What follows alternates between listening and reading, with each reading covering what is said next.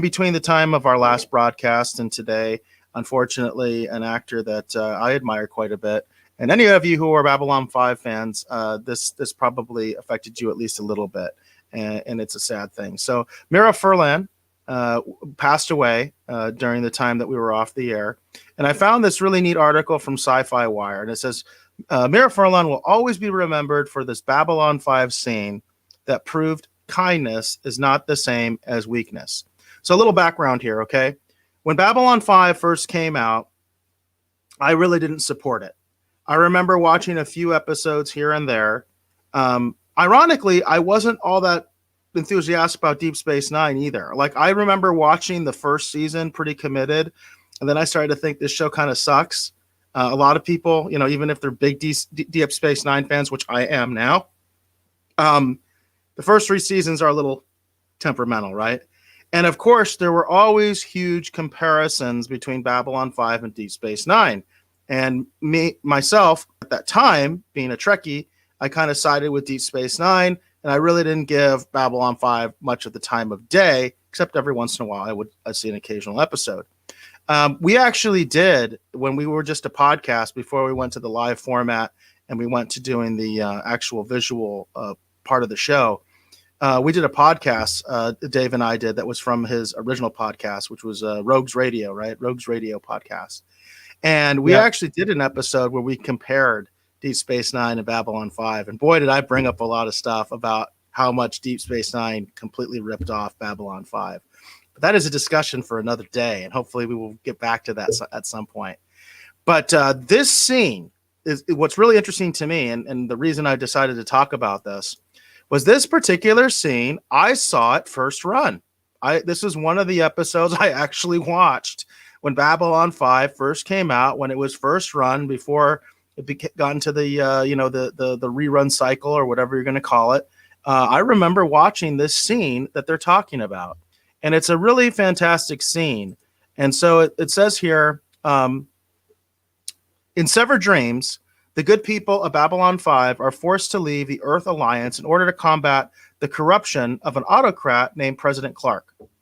When this happens, all hell breaks loose on Babylon 5, a space station that is, in theory, in neutral territory, a space station literally created so warring planets could have a place to meet and settle their differences. We all know about Star Trek's optimistic future, but Babylon 5 did its own version of it too. In this show, it wasn't just that people were peaceful, but that they were also actively trying to work out their differences. It says, anyway, the big Delenn moment. Delenn was the character that was played by Mira Furlan, okay? So the big Delenn moment. When it looks as though Babylon 5 is going to get crushed by their enemies, Delenn arrives with the Minbari fleet, former enemies of Earth, and delivers an ultimatum that she will protect Sheridan and the space station. Don't you dare test her. Here's what she says. Here's the quote. She says, only one human captain has ever survived battle with a Minbari fleet. He is behind me. You are in front of me. If you value your lives, be somewhere else. And I will always remember the delivery of that line. She had a kind of a thick accent. She was from Yugoslavia. And she had sort of an interesting rhyme and meter of the way she spoke. And I always just will remember that line. Like I said, I remember seeing that episode of, first run. I remember thinking, what a badass delivery. Because basically at that moment, Babylon 5 is about to be taken over. Like they're done. They fought the good fight, but basically reinforcements come in from Earth and they're doomed. And she just shows up with the Minbari fleet and she does that line, and I'll just never forget it. So I just kind of wanted to give a little bit of a tribute to her and say that, this is a show that I initially didn't support, but I've become a big fan of it since. So, Dave, I don't think you've really gotten much into Babylon 5. I don't know if you had any other comments about the passing of Mira Furlan. No, I didn't watch a lot of Babylon 5 back in the day. I'd mentioned that before when we actually covered it on the show. That was actually the first time I'd actually had really sat down and actually, focused on actually those episodes. There is some news we'll get into later in relation to Babylon 5. And I actually want to talk to you about Big the possibility.